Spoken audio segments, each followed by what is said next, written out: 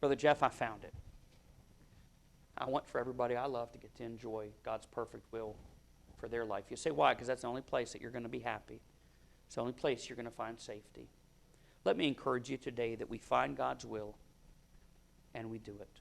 With your heads bowed and your eyes closed, Mrs. Carpenter is going to come and play a hymn of invitation.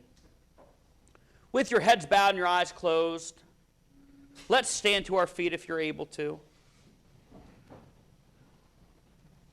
As Mrs. Carpenter plays, I encourage you to do business with the Lord. Maybe you need to kneel there at your seat and make an altar to the Lord and decide to seek His will once more. Maybe it is that you need to finally surrender to what you know God's been calling you to do. There was a man in my church, he was having trouble with his wife and his children and his finances.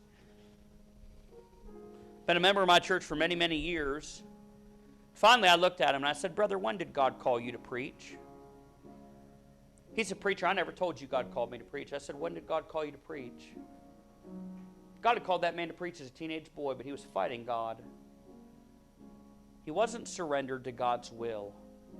And can I tell you, if you're fighting God's will for your life, nothing else is going to work out either.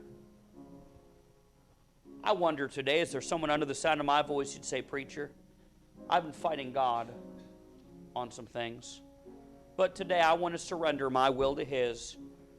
Preacher, would you pray for me? Would you just slip your hand up and say, preacher, that's me. I've been fighting God on His will for my life, and I want to surrender today. Hands up all over the congregation. All to Jesus I surrender. Have you surrendered all? Are you willing?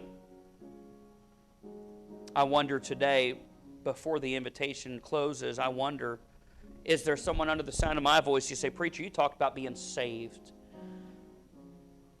Preacher, I don't know that I've been saved. If I died today, I do not know that I'd go to heaven and not hell. I can't take you to a time and a place, ask Christ to save me. But I'd like to do that today. Would you say, preacher, that's me? Just slip your hand up. Say, preacher, that's me. I'm not saved, but I sure would like to be. No one's looking around. You needn't be embarrassed. I see those hands. Let me encourage you today. God wants for you to be saved. God wants for you to be a member of a Bible-preaching church. God wants for you to follow Him in baptism. I wonder, is there maybe someone under the sound of my voice? You'd say, preacher, I've been saved, but I have not been scripturally baptized. And today, I want to surrender to being scripturally baptized. I see that hand. Would there be another? You'd say, preacher, that's me. I see that hand. I see that hand. I see those hands.